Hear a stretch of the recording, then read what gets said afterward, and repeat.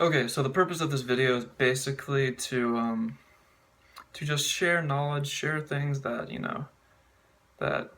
change my view and inspire me in a way. And we all read things, we all read lines that basically change our view of the world for like a millisecond, and then it vanishes.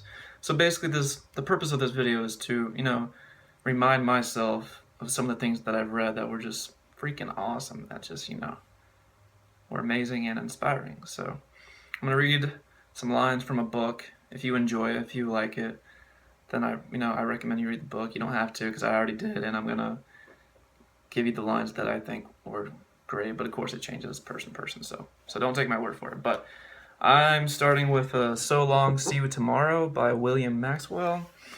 It was nominated for the Pulitzer Prize in like 1982, but no one's heard of it because the book that won the Pulitzer Prize, of course, gets all the glory. Confederacy dances. So, but this one had some freaking killer lines, amazing lines, and I'm gonna start with the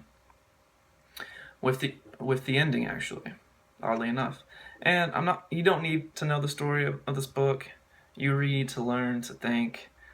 It's not important what happens. Ryan Holiday has said this intelligent, voracious reader. He says it's important to find out why things happen, not what happened. And gosh dang, he's right. So yeah, here we go.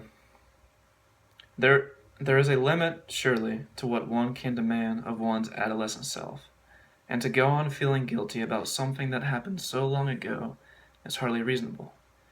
I do feel guilty, even so, a little, and always will. Perhaps whenever I think about him. But it isn't only my failure that I think about.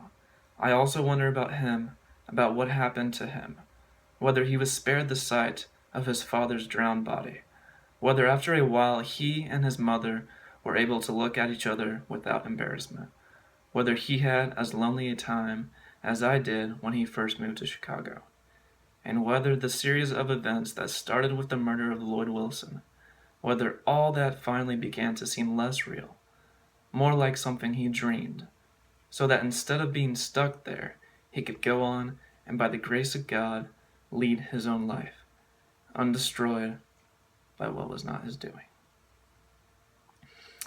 It's a powerful ending. Yeah, I enjoyed it. When this picture was taken, she was head over heels in love with Tom Evans. But for some reason love, even of the most ardent and soul-destroying kind, is never caught by the lens of the camera. One would almost think it did not exist. Okay, this line may be offensive to those who are very religious, and it is not against you. It only struck a chord with me because my family, personally, has done this too many times. But yeah, the line is, "It is right, of course, to put your trust in the Lord, but in moderation. Things that people can manage without His help, He shouldn't be asked to take care of." Okay, this one's my favorite. As I looked out of the window at Sheridan Road, they looked at me, and were so full of delight in the pleasure they were giving me that some final thread of resistance gave way, and I understood not only how entirely generous they were, but also that generosity might be the greatest pleasure there is. Mark Twain says the same thing, but just not like that. Now this one is about memory and how our mind can decide whether a memory can be good or bad, and it just fascinates me.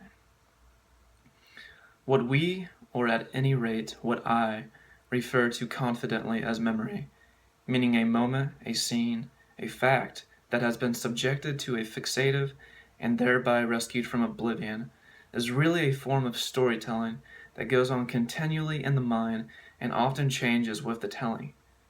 Too many conflicting emotional interests are involved for life ever to be wholly acceptable, and possibly it is the work of the storyteller to rearrange things so that they conform to this end. In any case, in talking about the past, we lie with every breath we draw. So yeah, if you're from the Midwest, specifically Chicago or Illinois, this book may, I don't know, just make more sense to you, but yeah.